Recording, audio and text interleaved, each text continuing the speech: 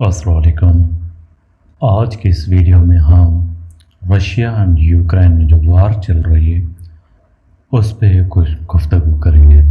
Basically बात कुछ यूँ है, जब वर्ल्ड वार 2 एंडिंग हुई तो यहाँ पर दो जो नज़रियात थे, कैपिटलिज़म एंड कम्युनिज़म, इन्होंने पेस हासिल की 1945 के बाद। कम्युनिज़म को फॉलो कर रहा था यूएसएसआर एंड कैपिटलिज़म को फॉलो कर रहा था यूनाइटेड स्टेट ऑफ अमेरिका। अपने अपनी आइडियोलॉजी को बचाने के लिए इन दोनों में कोल्ड वार का आगाज़ हो गया 1947 को यूएसएसआर एंड अमेरिका के बीच में।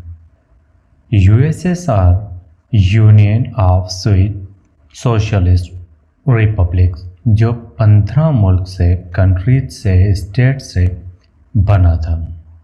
अब कोल्ड वार चल गई तो कोल्ड वार को प्रोटेक्ट करने के लिए दोनों ही कंट्रीज़ को अपने अपने ब्लॉक बनाने पड़े, मिलिट्री अलायंसेस बनाने पड़े। अपने जो करीबी कंट्रीज़ थे, जो हमख्याल कंट्रीज़ थे, जो लीडर्स थे, उनने मिलके अपने अलायंसेस बना लिए।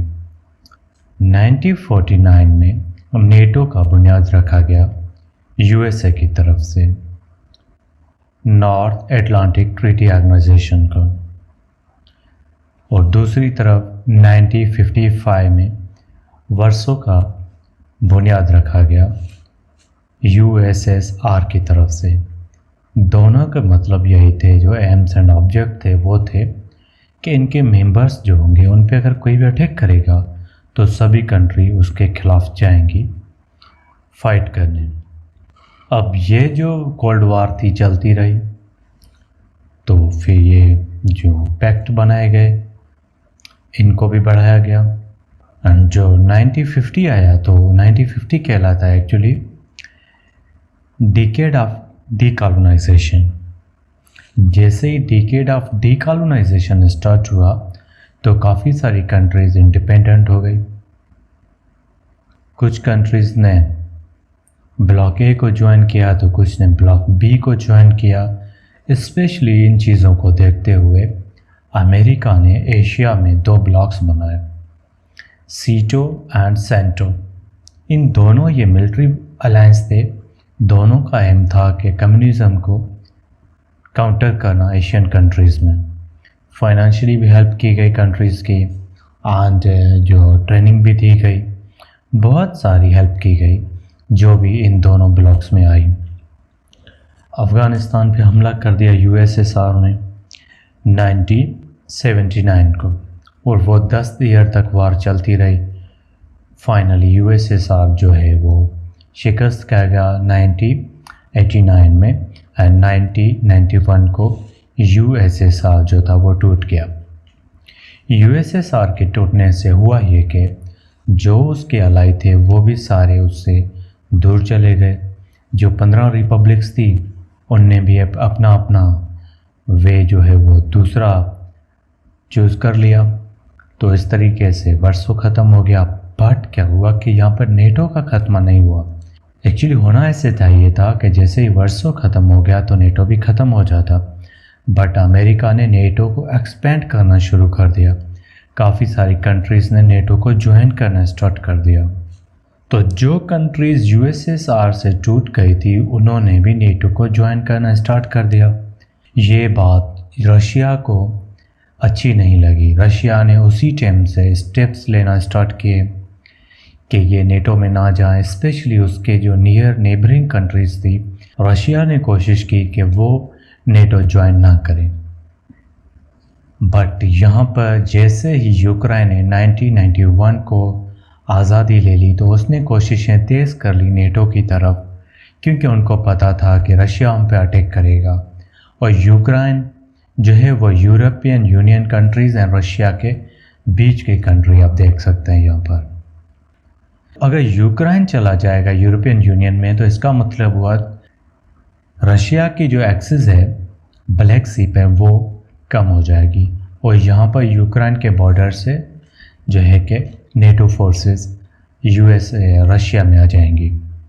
और ब्लैक सी पर जैसे ही रशिया की एक्सेस कम होगी तो जाहिर बात है रशिया को ट्रेड करने में बहुत डिफ़िकल्टी होगी। तो रशिया ने इन चीज़ों को नज़र में रखते हुए यूक्रेन पे अटैक कर दिया।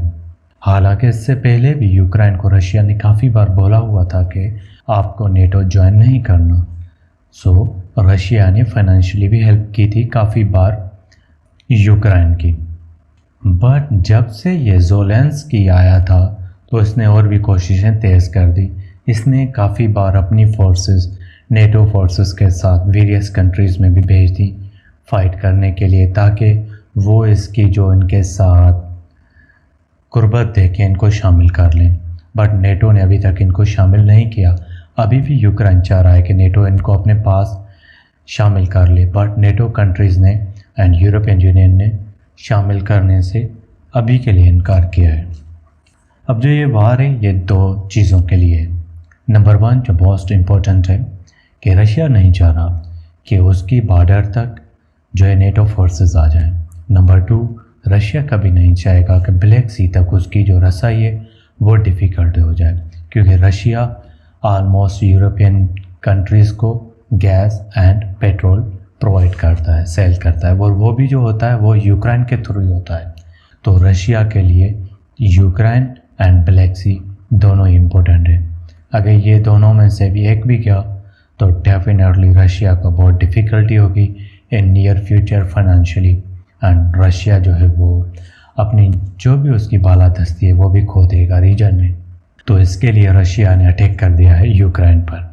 अब यूक्रेन की अपनी स्ट्रेटजी है कि वो अपने आप को कैसे बचाता है यहाँ पर, एंड रशिया जो है वो उसने अभी तक एक फुल अटैक नहीं किया, बट कोशिश कर रहा है कि वो यहाँ पर कब्ज़ा कर ले। अब देखते हैं कि नेटो क्या करता है यहाँ पर, क्योंकि रशिया के पास सबसे ज़्यादा वेपन है वर्ल्ड में आई थिंक, एंड कोई भी country face to face Russia के साथ लड़ने को तैयार नहीं, इवन के अमेरिका भी। अगर रशिया चाहे तो ईज़िली डिस्ट्रॉय कर सकता है यूक्रेन को, बट रशिया का ऐसा करने का कोई इरादा नहीं। रशिया चाह रहा है कब्ज़ा करना, अपने अंडर में लाना यूक्रेन को, क्योंकि रशिया का कहना है कि जो वहाँ पे लोग रहते हैं वो भी रशियन है यूक्रेन में जो रहते हैं, तो इसलिए वो अटैक नहीं करेगा। और अगर अटैक करेगा भी तो रशिया को भी उसके नेगेटिव इम्पैक्ट पड़ेंगे, क्योंकि नेटो कंट्रीज़ एंड बहुत सारी वर्ल्ड पावर वो रशिया पर अटैक कर सकते हैं। इसलिए न्यूक्लियर वार तो यहाँ पर नहीं हो सकती। अब देखना ये होगा फाइनली कि रशिया जीतता है यहाँ पर या यूक्रेन, बट यहाँ पर जो शिकस्त होगी वो इंसानियत को होगी, क्योंकि किसी भी जंग में अगर नुकसान होता है तो वो इंसानियत का होता है और किसी का नहीं होता। Thank you very much.